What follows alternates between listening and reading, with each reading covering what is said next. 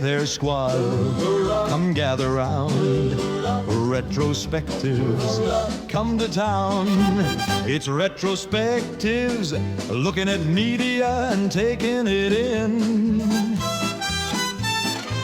It's Retro-Spectives, who knows where to even begin. But the very best thing, it's true, is Mr. Sean is here with you. So come and see what all there is. Retro-Spectives now begins. Welcome back, Simian Squad. Due to the success, at least I think it was successful, of our last episode of Retro-Spectives, I've decided to make the next episode of it about something else that I truly love in the video game world. Now, this one is not just a single video game. This is, in fact, a series of video games that I have been playing since I was in 8th grade. And I've continued to play them ever since. I've been there through the ups, through the downs, it's had some glory, it's had some shame. But today we're going to talk about a legacy of legends, the complete history of the Dynasty Warriors franchise. And if you like this kind of content, please be sure to like, comment, and subscribe. And with that being said, let's begin. Now, before Dynasty Warriors became a household name in hack-and-slash gaming, it was something entirely different. The first game, Dynasty Warriors, from 1997 for the PlayStation, was a one-on-one 3D fighting game similar to Tekken or Soul Edge. It was known as Sangoku Musou in Japan, and featured warriors based on historical figures from the Three Kingdoms era of China. While the game wasn't groundbreaking, it introduced core concepts, legendary figures, historical drama, and a larger-than-life aesthetic. That would shape the franchise's future. However, the real transformation came in 2000 with Dynasty Warriors 2, which dropped the fighting game formula in favor of a mass-scale battlefield action experience. It was one of the earliest games to fully utilize the power of the PlayStation 2, allowing players to take control of powerful warriors, cutting through entire enemy armies in chaotic, large-scale battles. This shift completely redefined the franchise and established the core gameplay loop that would remain at its heart for decades. Mass combat, with player-controlled historical generals in massive battles where they could wipe out dozens of enemies in a single combo. Tactical battlefield elements. Missions included objectives like defending allies, capturing bases, or defeating key enemy officers. And cinematic storytelling. While loosely based on Romance of the Three Kingdoms, the series stylized historical figures into over-the-top heroes with distinct weapons, personalities, and motivations. Following the success of Dynasty Warriors 2, Omega Force refined and expanded the series with each subsequent installment. Dynasty Warriors 3 from 2001 introduced dual battles, more in-depth story campaigns, siege weaponry, and co-op multiplayer, while Dynasty Warriors 4 from 2003 expanded the roster and battlefield interactions. By the time Dynasty Warriors 5 launched in 2005, the series had firmly established itself as a must-play franchise for the PlayStation and Xbox owners of the time. Some key additions in this era were expanded character rosters, from the handful of fighters we got in Dynasty Warriors 2 to over 40 unique characters by the time Dynasty Warriors 5 came around, each with unique weapons and movesets. The dueling system. While the idea of a one-on-one battle with an enemy officer was teased in Dynasty Warriors 3, it became a true feature in Dynasty Warriors 4, with one-on-one duels against enemy officers, adding a risk-reward element to combat. A more refined combo system.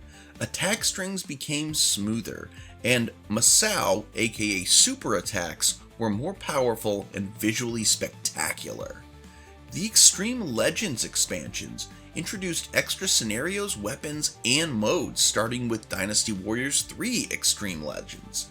The Empires spin-offs mixed hack and slash action with strategy gameplay, allowing players to conquer China through diplomacy and tactics.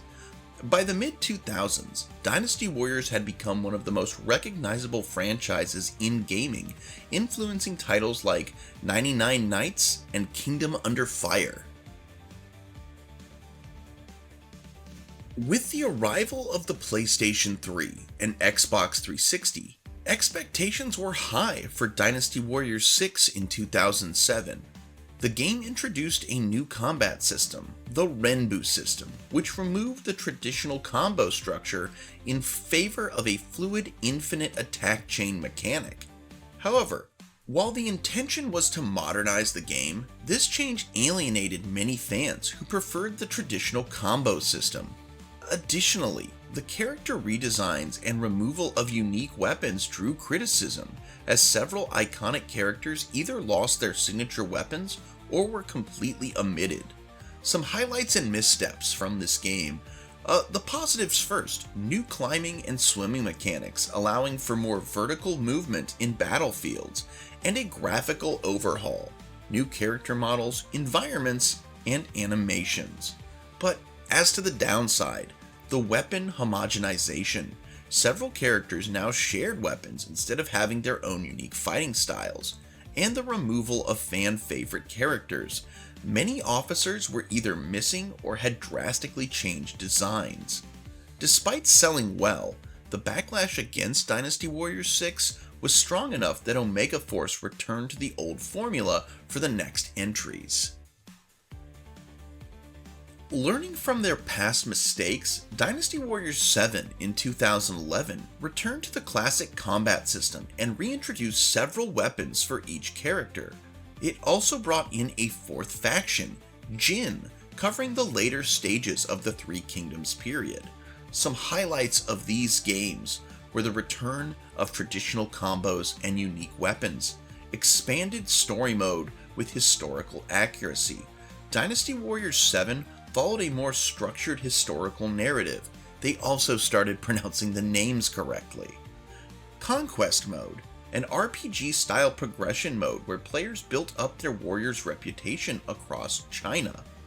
And then there came Dynasty Warriors 8 in 2013, which refined everything further with alternate history scenarios, sort of a what-if endings that provided replayability, a new weapon swapping system, where characters could equip two weapons and switch mid-combo, and Ambition Mode, a deep progression-based game mode where players built their own kingdom.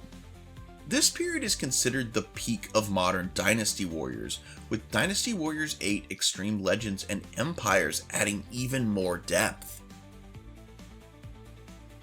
But now we come to what many consider the darkest hour of the Dynasty Warriors timeline. With the rise of open world games, Omega Force attempted a massive shift with Dynasty Warriors 9, creating an expansive, seamless version of China. However, this gamble backfired spectacularly. It was an empty, boring open world, vast landscapes with little to do, a lack of polished combat, where the game felt sluggish and unresponsive compared to past entries, and major performance issues, frequent bugs, poor AI, and graphical inconsistencies. The backlash was severe, and Dynasty Warriors 9 is widely regarded as the lowest point in the franchise's history, and what many of us thought would kill the series entirely. Fortunately, this is not the first time that Omega Force has had to learn from their mistakes, and with the release in 2025 of Dynasty Warriors Origins, Omega Force returned to a focused, character-driven narrative, blending modern visuals with classic combat.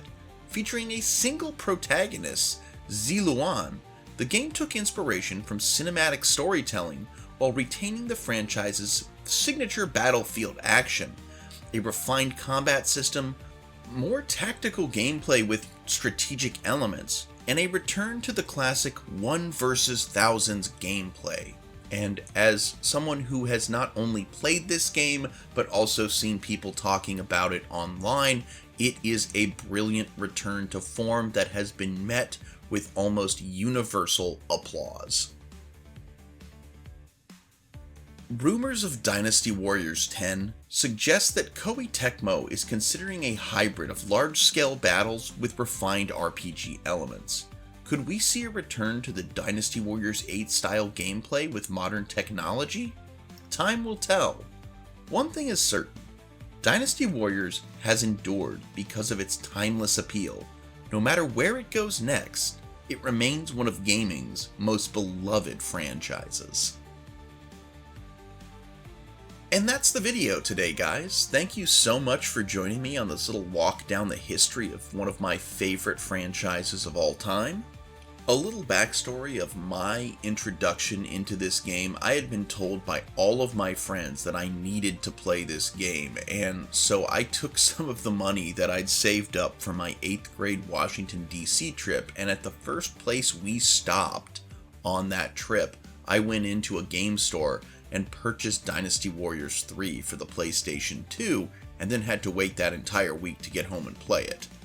And it was well worth the wait. I was absolutely amazed at the entire hack and slash style of the game. One guy versus thousands of enemies. It took me a second to get the hang of it. I lost many times on that first Yellow Turban level, which, if you're listening to the music, this is a kind of remix of that stage's music that I used in my music creation program. But I remember beating that level and going, wow, I'm a real badass, and then moving on to level 2 where I first encountered Lubu and being shown in quick succession that I was not. Another weird thing about this series, and it was specifically with number 4 and number 5, both were supposed to come out the weekend of my birthday, and I was super excited to have the entire weekend to play the newest installment of my favorite game on my birthday weekend, no less, and each time they were delayed by like a week or two, so that was unfortunate. Also, guys, I don't know if it's still up there, but for a while it was available in its entirety, subtitled here on YouTube. A few years back, they made a full-on Dynasty Warriors movie that basically shows the end of the Yellow Turban Rebellion through the battles of like Hulao Gate. So the very opening of the narrative, but it's ridiculous in every way you could possibly be hoping that a Dynasty Warriors film would be. And if you haven't watched it or haven't heard of it, I highly recommend going and watching it just for the laughs. My sister and I, who've been playing Dynasty Warriors together for years, my wife opted not to join us, but we ordered Chinese food and sat down and watched Dynasty Warriors. And while it is not going to win any Oscars, it was a thoroughly enjoyable experience, guys. So thank you. That's really all I've got today. If you're still here, thank you so much for watching the video. Make sure to leave a comment if you can't think of one, but let me know, who is your go-to GOAT of Dynasty Warriors? Who's the character that if one of the future iterations left them out, you'd be thoroughly pissed? Who is your favorite Dynasty Warriors character, guys? I'm gonna let you know what mine is. It's Pang Tong. Pang Tong, for me, specifically Dynasty Warriors 3 Pang Tong, will forever be the GOAT, in my opinion, with his little twirly Masao tornado move. But with all that being said, guys, thanks for watching this episode of Retro-Spectives.